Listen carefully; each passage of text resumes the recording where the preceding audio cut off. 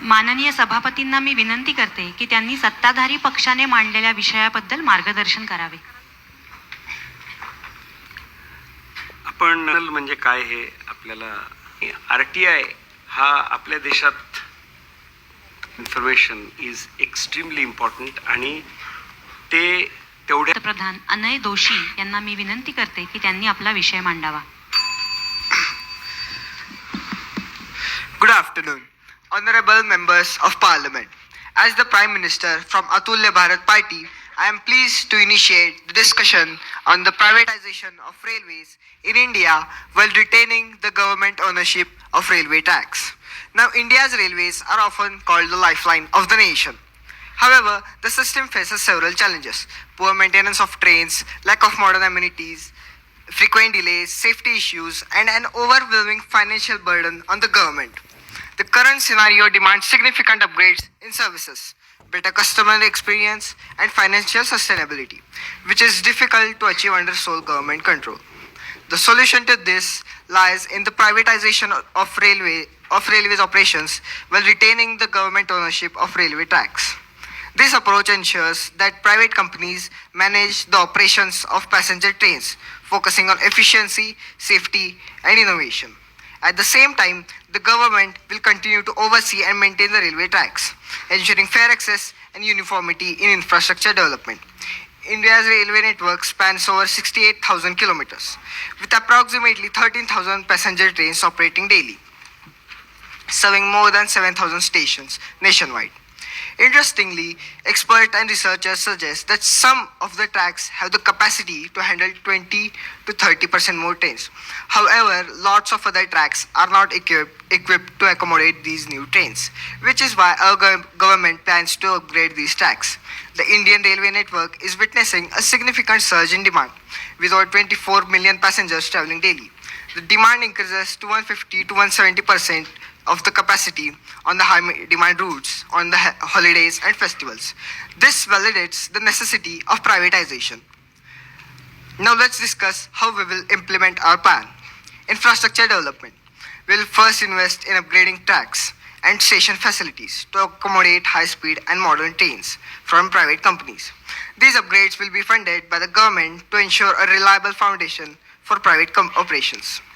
Ensuring the capability of companies. To ensure only stable and capable companies enter this sector, we need a criteria. First criteria: operating a train in India requires around 20 to 30 crores per annum. Therefore, the company should at least invest 30 crores in one railway. Second criteria: managing railways. Maintenance of them, overcoming unforeseen challenges require a huge capital reserve.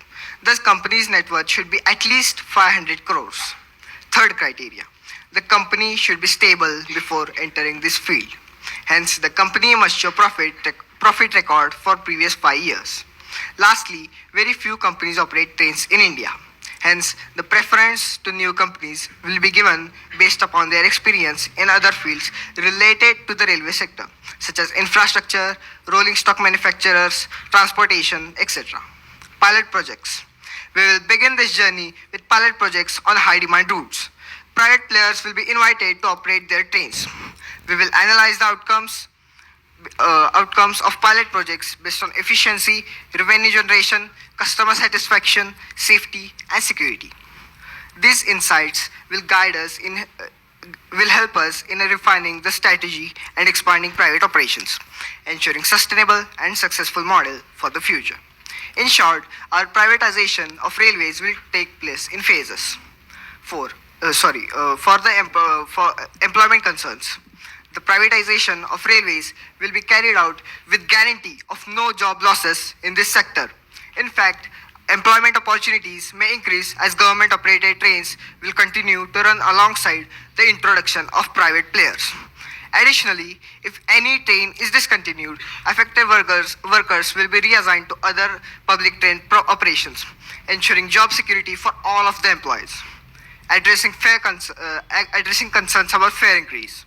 Multiple companies will operate trains on the same routes alongside the government trains, fostering healthy competition that will keep fares low.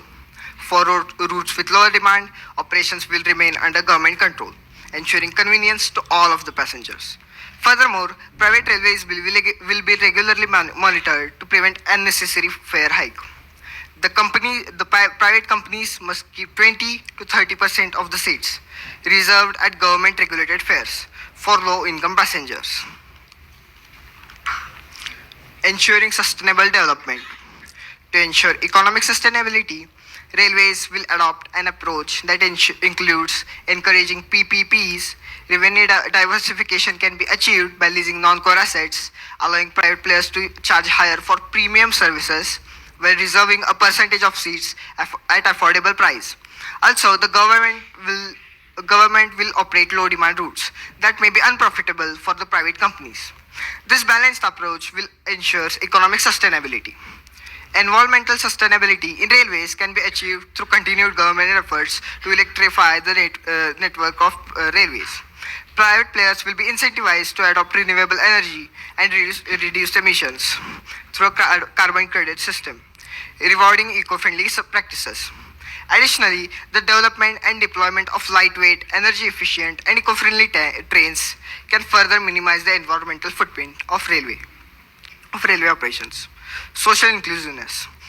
Social inclusiveness in railways can be ensured by maintaining government-operated trains even after the entry of private players, with staff from discontinued services reassigned to other public trains. Private operators must reserve a percentage of seats reserved at government-regulated fares. Strict safety norms, penalties for non-compliance, and compensation for accidents or service failure will further safeguard the passengers and promote trust in the system. For the whole process of privatization to take place, the committees will play a crucial role. So we are forming three committees. First committee, Railway Privatization and Investment Committee. The purpose of this committee is to oversee the privatization, ensure smooth implementation. This committee will invite private players and evaluate their eligibility, will structure PPPs and leasing agreements, and also the committee will design investment strategies. Second committee, the Railway Regulatory and Safety Committee. This committee will play a crucial role in ensuring that private operators adhere to strict rules. The RRSC will establish and enforce regulations. This will include setting fair regulations, prevent monopolies, safety, imposing penalties for non-compliance. Third committee, Infrastructure and Modernization Committee. The IMC will oversee railway infrastructure development, technological advancements, and long-term sustainability. Its key responsibilities will include planning and executing railway track and station upgrades, ensuring sustainable development and future growth. Let's discuss how we will gather funds for the privatization to take place. Capital from private players. The investments of private players will enhance the quality of services, modernize trains, and improve passenger experiences. This infusion of private capital will reduce the financial burden on the government, enabling us to focus on infrastructure development and safety enhancements. PPPs, public-private partnerships. We will encourage PPPs to foster collaborations. Currently, very few private companies operate trains in India. By adopting the PPP model, we will support new entrants who need help. This will be another source for the revenue generation. Leasing non-core assets. Indian Railways possesses a vast non-core asset that hold immense potential for generating revenue. We will lease vacant lands at railway stations to shops, restaurants, and businesses. Advertisement at stations on trains will provide a new revenue source. Raising funds from bonds. To raise funds, one of the options is bonds. Government can issue bonds to gather funds, which can be later repaid through the various revenue streams. Fees from private operators. The private companies will be charged with fees for using tracks and platforms of the government. From this, we will focus on further improvement of infrastructure. Our final plan is to implement the privatization of railway operations in India while retaining the government ownership and management of railway tracks. This hybrid model will bring in private sector efficiency, innovation, and capital to modernize services and improve passenger experiences. Strict regulatory frameworks will oversee private operators to guarantee fair pricing, safety, and service quality while fostering healthy competition that benefit passengers. Our approach ensures that no part of the country is left behind, with essential routes operated by the government. Employment security is guaranteed with no job losses and potential for new opportunities. By addressing key concerns such as fair regulations, infrastructure upgrades, and rural connectivity, we aim to create a modern railway system that meets the needs of a growing nation while preserving its role as a vital public service. Ultimately, we will continue to uphold the railway system as a lifeline of India, connecting people, regions, and opportunities across the country. Jai Hind. धन्यवाद. साठी प्रत्येकी 2 मिनिटांचा कालावधी देण्यात येत आहे. भारत समानता पक्षाचे